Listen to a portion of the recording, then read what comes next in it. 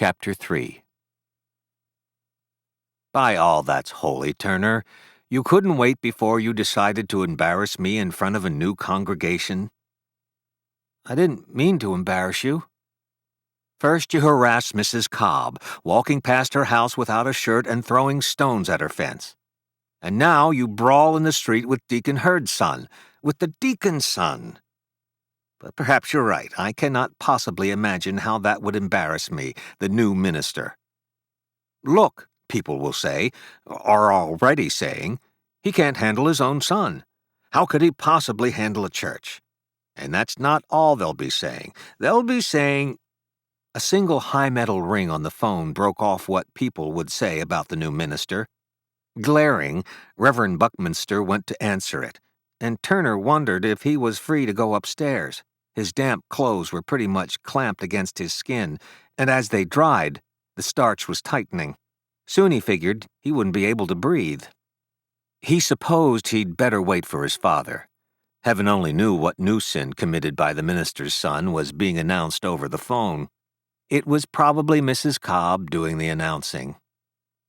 Turner looked up and down the shelves of his father's study, the first room in the house that had been readied. Sunlight glinted on the gilt spines of the books. It smelled impressive, all that leather. Still, he wondered if there was a single book on those shelves that any human being really liked to read. The heresies of the modern world and the infallibility of orthodoxy, he said into the still air. An alphabetical compendium of all sects. A view of all religions. Occasional sermons of the Reverend Emmons. He decided he could probably come up with better titles. Huckleberry Finn and the Merry Apostles, maybe. The Piratical Adventures of Peter on the Sea of Galilee.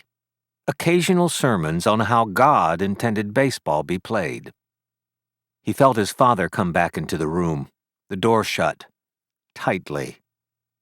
You were naked in Mrs. Cobb's kitchen, Turner's father said slowly and quietly. Not naked. His father waited. I was in my underwear. You were in your underwear in Mrs. Cobb's kitchen. Let us praise God that decency reigns.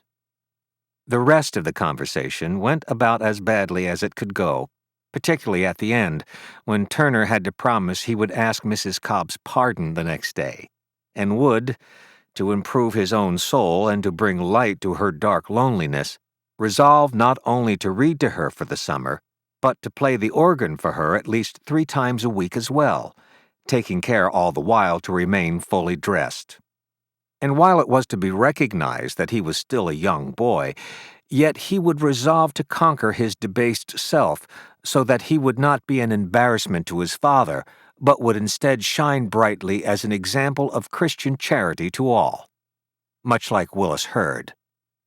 Turner left his father's study, climbed the stairs to his room, and put on another perfectly white and starched shirt. He was desperate to find a place where he could breathe. Whatever that place was, it wasn't his room, which was long and narrow and slanted downhill. Someone had put up the wallpaper during the Civil War, Turner figured, for a girl, he was sure, and it had clung to the walls for longer than it should have. By the one window, all of its yellow blooms had faded to a general gray, and Turner had started to peel it away. He took a long strip off now, wondering if it would be a sin to open his window and lean out. It probably was in Phippsburg, Maine, and someone would call the new minister and tell him that his son was hanging out the upper story and being a bad example for younger children, who would unwittingly follow his lead and fall to untimely deaths without any of their last words being said, never mind heard. His father would be embarrassed again. Turner thought about getting to work on conquering his debased self, but decided that could wait till morning. He wasn't up to shining brightly, and he wasn't much inclined to do it anyway. He lay down on his bed, held his baseball glove up to his face, and breathed in its leathery scent. He kept it over his face until his mother called him for supper. Getting through supper was like being dangled on a spiderweb strand over hell. But he resolved to avoid the one misstep that might send his soul down to perdition. He was as polite as an angel all the way through the roast and potatoes. He ate the egg pudding without complaint. While carrying out the dishes, he was as helpful as Saint Timothy. One misstep. He had avoided it all through supper. Afterward, Turner climbed back to his narrow room. For a moment he held his glove to his face again. Then he suddenly crossed the room, jerked open the window, and sat on the sill dangling one leg out, not caring if he was shining brightly or not. He watched the day begin to settle into sleep. It yawned out a white fog the sea breeze carried in close to shore, and then left hovering there. Aside from the low ringing of the buoy offshore, it was all so quiet that Turner thought he could hear the tide pulling away from the gravelly beachhead. The merry flight of the bats around the steeple of First Congregational stilled. The blurred stars began to come out, and the first owl call sounded, low and sonorous. Everything faded from gray to grayer still, so that soon there was hardly any color, and then the gray was so dark that Turner couldn't see through it.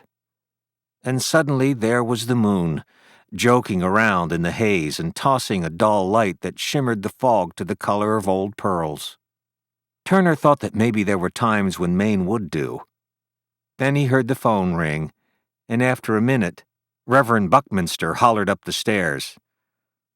"Turner, you're not climbing out onto the roof, are you?"